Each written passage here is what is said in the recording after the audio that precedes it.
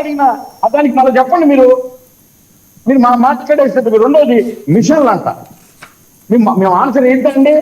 151 వస్తేనేమో నిజాయితీగా ప్రజలు చిచ్చుకొని వేసినారు. 164 వస్తే మిషన్లు మీరు తయారు చేస్తున్నారా? మీ దగ్గర 150 పెట్టినప్పుడు పనిచేసా సర్వీసింగ్ చేసి పెట్టుకోండి. ఆ మిషన్లు ఓవర్హాలింగ్ చేసి సర్వీసింగ్ చేసి పెట్టండి.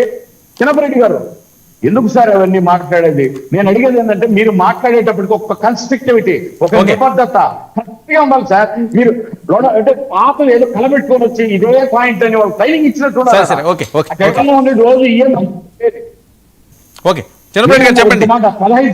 15 సంవత్సరాల గురించి చెప్పినారు కాబట్టి చెప్తాను.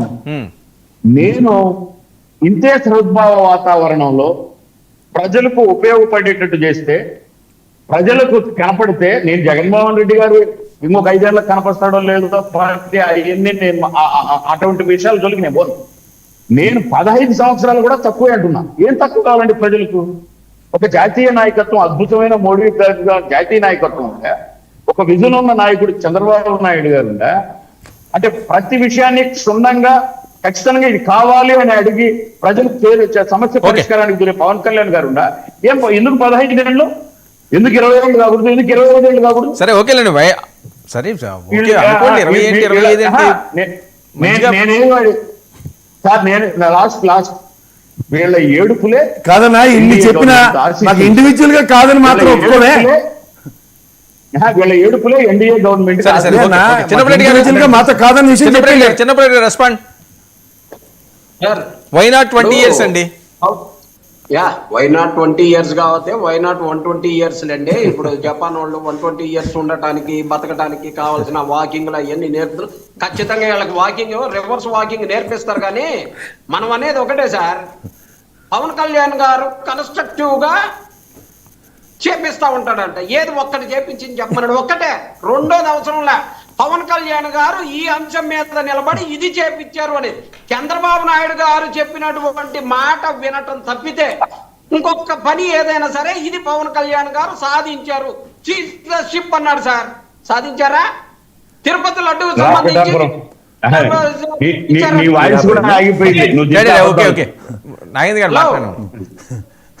సార్, తిరుపతి లడ్డూకు సంబంధించి మాట్లాడారు సార్. పవన్ కళ్యాణ్ గారు కన్స్ట్రక్టివ్ గా మాట్లాడినట్టయితే ఆ మాట నిలబడేది కదా. 30,000 మంది ఆడపిల్లల్ని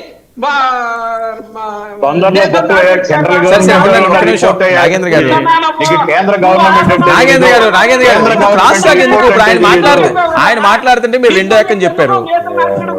ఇది నారాయణ కోచింగ్ సెంటర్ కదా, రోజు రివిజన్ క్లాసులే.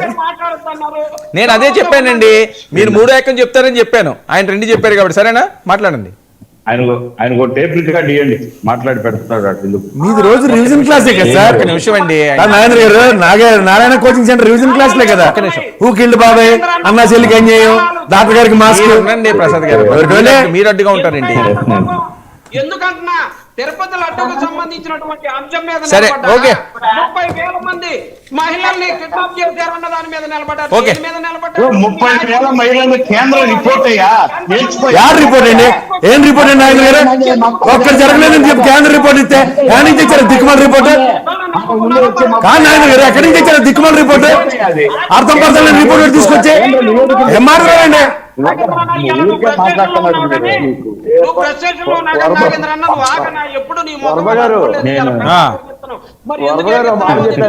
చెప్పండి.